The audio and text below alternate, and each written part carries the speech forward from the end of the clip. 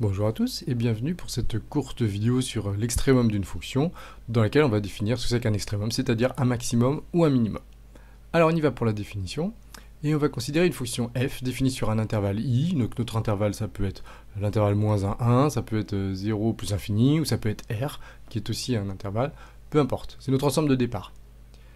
On va dire que f atteint son maximum en a si pour tout x de notre intervalle, f de x plus petit que f de a. Alors, c'est pas évident à comprendre, on va mettre ça sur un dessin pour clarifier cette définition. Juste avant, on va quand même dire que f de a, c'est le maximum. Et je vais repréciser ça sur le dessin qui suit.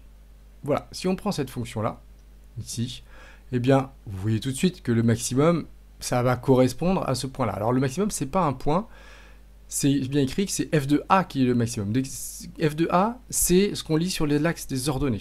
Donc la seule difficulté de cette petite définition, c'est de ne pas confondre le maximum et l'endroit où il est atteint.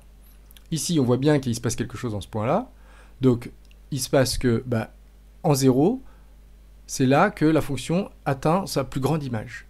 Donc, quel est le maximum de la fonction? C'est pas 0, c'est 1. 1, c'est le maximum, mais il est atteint en 0. Si vous voulez, le petit a, là, c'est 0. Et puis notre f de a, c'est 1. Donc, pour se ramener ici, qu'est-ce qu'on voit? Quel que soit le x que vous prenez de votre intervalle, ici l'intervalle c'est moins de 3, si vous prenez l'image de ce nombre, vous serez toujours en dessous de 1. Par exemple, l'image de 1, c'est moins 1, vous serez en dessous de 1. Donc, quel que soit l'endroit où vous vous mettez ici, l'image, là, si je prends l'image de, je sais pas moi, 0,3 par exemple, on arrive à peu près ici. De toute façon, on arrive en dessous de 1. La plus grande image, c'est 1, c'est notre maximum. Voilà. Bon, ça va être la même chose pour le minimum.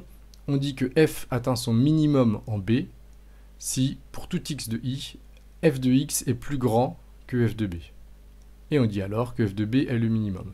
Donc ici, on voit tout de suite que c'est à cet endroit-là qu'il se passe quelque chose. Le minimum, c'est moins 3, et il est atteint en 2. Parce que quel que soit le x que vous preniez ici, eh bien, f de x sera toujours plus grand que f de 2. C'est-à-dire f de x sera toujours plus grand que moins 3. Donc le minimum, c'est bien moins 3.